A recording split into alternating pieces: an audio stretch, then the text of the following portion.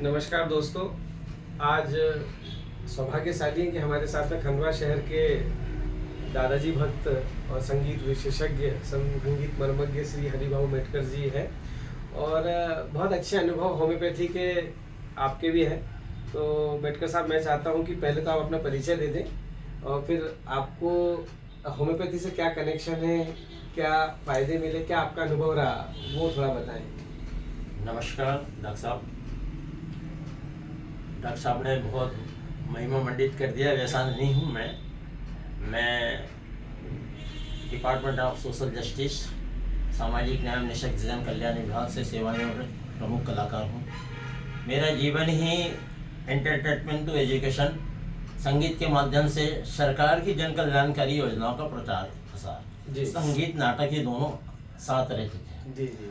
संगीत तो जीवन में उतर गया है, वो उसके बिना हमारी प्राण आत्मा में बस गया है, उसके बिना जी नहीं सकते। संगीत के बगैर जीवन अधूरा है। हाँ, जीवन अधूरा। बिल्कुल सही कह रहे हैं। इसमें कोई दो मत नहीं सर। सही बात। अब रहा आपसे संपर्क 30-35 साल हो गए। हाँ, मुझे याद है। माता जी आती थी हाँ, जब से है।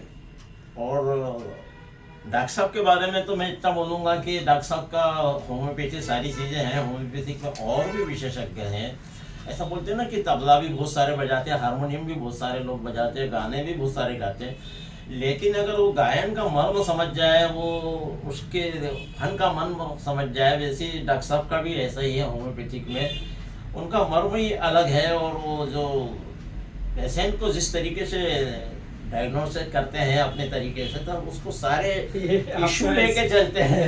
ये आपका स्नेह है। अब ये तो अब आप मेरी बात तो बड़े करें। नहीं, जो सत्य है, हाँ, जो सत्य है वो तो बोला ही जाएगा ना। सत्य नहीं अगर नहीं बोलूंगा तो फिर क्या बोलूंगा सर। बहुत बहुत धन्यवाद। मैं ये चाह रहा था कि होम्योपैथी से आपने क्या क्या फायदे लिए और मतलब आपको होम्योपैथी के प्रति आपके क्या विचार है, होम्योपैथिक चिकित्सा पद्धति को लेकर के, और ऐसी कौन कौन सी बीमारियां रही परिवार में या आपके परिवार में कि आपको इसमें फायदा मिला?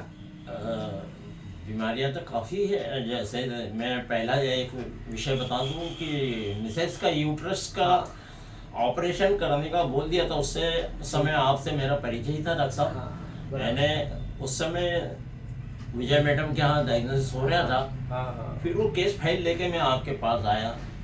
आपने उस विषय को बहुत स्टडी करके समझाया मेरे को कि ऐसा कुछ नहीं होता मेटकर जी, हार्मोन्स अनबैलेंस होने के कारण इस तरीके से होता है। हाँ, ये फाइब्रॉइड्स था उस समय, जी जी, काफी ब्लीडिंग हो रहा था और ऑपरेशन करने का बोल था। तो उस समय मैंने वो मेरा जजमेंट रहा और आपने आपकी औषधि से ना ऑपरेशन में तो फाइनल ऑपरेशन पे जा रहा। ये कितने साल पुरानी बात थी? ये कम से कम 88-90 के दरम्यान की बात है। वहाँ से हाँ, मेरा आपके प्रति और होम्योपैथी के प्रति जुड़ाव स्टार्ट हुआ। डाउट तो था कि वो विश्वास जबरदस्त बना। अच्छा, ऐसे 2-3 एग्जाम्पल बहुत है मेरे पास। हाँ, एक बेटे के समय में भी सर्दी इतनी खतरनाक बिगड़ गई थी बेटे को बराबर कि मैं आयुर्वेदिक चिकित्सक के पास, उन्होंने सर्दी इतनी बढ़ा दी थी, नाम नमू चिकित्सक ठीक है, अच्छी होती है तो, लेकिन वो कंट्रोल नहीं हुई थी। आखिर आपने वो चीज को आपने बोला ये कान खराब हो जाएंगे, वो ऐसी स्थिति आ गई थी। और तीसरा, एक बार मलेरिया बिगड़ गया था तो मेरे को इंदौर ले जाने, मेरा एक्सीडेंट हुआ था उस पीरियड में।